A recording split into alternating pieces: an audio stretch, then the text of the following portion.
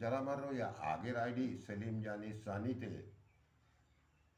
Follow চাইতেছেন, আচ্ছা follow তো আমারও দরকার, আমার হাজার হাজার মানুষকে ফলো করতে কোনো অসুবিধা নেই, কিন্তু আপনারা ফলোটা ব্যাক করেন অথবা ফলো দেন আমাকে, আমি সাথে সাথে ব্যাক করব আপনাদেরকে। সেটা না করে পুরা মোবাইলটাকে একদম ভরে রাখতেন, ফলো চাই, ফলো দেন, ফলো দেন। কেন ভাই? আপনারা ফলো করেন, দেখেন অটোমেটিকলি আপনাদের ফলো চলে যাবে। যাও, এই কথা বাদ দেন। দ্বিতীয় চ্যাপ্টারে আসি। বলছিলাম যে আসবো। কালকের একটা ভিডিও দেখলাম, যে ভিডিওতে একজনে দেখলাম ট্রাকের গ্লাস ভাঙতেছে। তো যে লোকটা গ্লাস ভাঙতেছে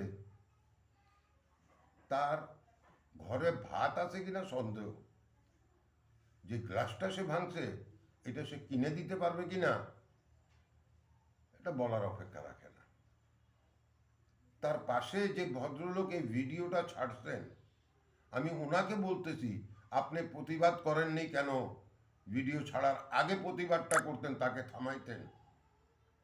চাঁদার জন্য একটা গ্লাস ভেঙে ফেলতেছে, এইটা কি? কিছু হলেই গাড়ির উপরে গ্লাস, গাড়ির উপরে আগুন লাগাও, গাড়ির গ্লাস ভাঙো। এগুলো সবাই মিলে প্রতিরোধ করেন। দেশের সম্পদ, যার সামনে হোক না কেন প্রতিবাদ করেন। এখন যদি প্রতিবাদ করা না শিখেন তার কবে শিখবেন? আমরা তো বয়স থাকতে বহু প্রতিবাদ করছি।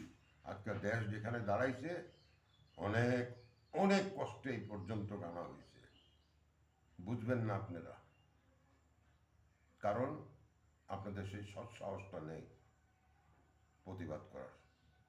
ইয়াং জেনারেশনকে বলছি, নতুন বন্ধুদেরকে বলছি, যেখানে দেখবেন দেশের ক্ষতি হচ্ছে, দাঁড়ায় যান, বুক টাইনে প্রতিবাদ করেন।